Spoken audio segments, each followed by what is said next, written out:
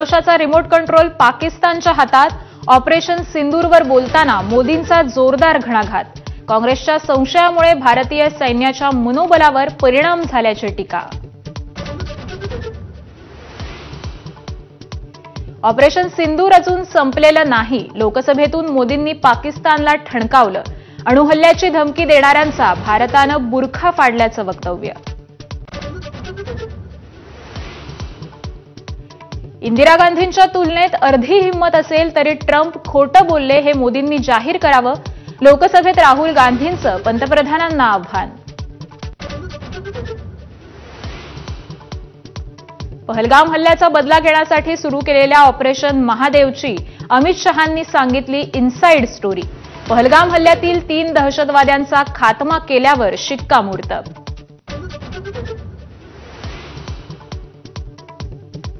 Operation सिंदूरवर आज राज्यसभेत चर्चा. लोकसभेनंतर राज्यसभेत देखील पंतप्रधान मोदी भाषण करण्याची शक्यता. दुपारी 12 वाजता चर्चेला सुरुवात होणार.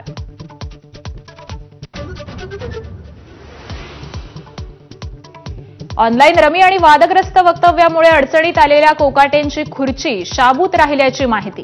अजितदादांनी टोचले कोकाटेंचे कान, तर भविष्यात वक्तव्य करणार नसल्याचा कोकाटेंचा शब्द.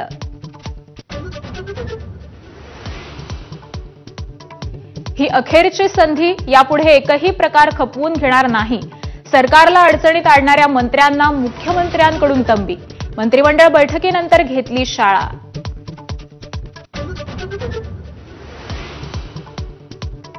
राज्याचे उपमुख्यमंत्री अजित पवार यांच्या वाढदिवसानिमित्त ताज लँड्स एंड हॉटेलमध्ये महायुतीच्या नेत्यांसाठी स्नेहभोजनाचा कार्यक्रम. राष्ट्रवादीचे सर्व आमदार आणि मुख्यमंत्री उपमुख्यमंत्री देखील उपस्थित. वादग्रस्त मंत्री माणिकराव कोकाटेंचीही उपस्थिती.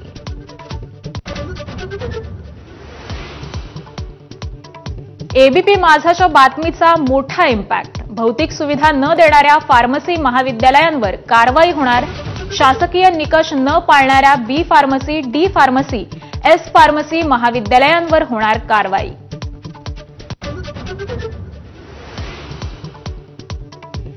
इस्रोचा आतापर्यंतचा सर्वात आधुनिक उपग्रह निसारचं श्रीहरिकोटामधून प्रक्षेपण.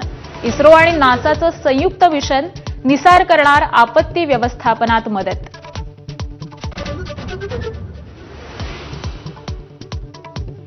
वसई विरार महापालिकेचे माजी आयुक्त अनिल कुमार पवार यांच्या घरावर ईडीची छापेमारी.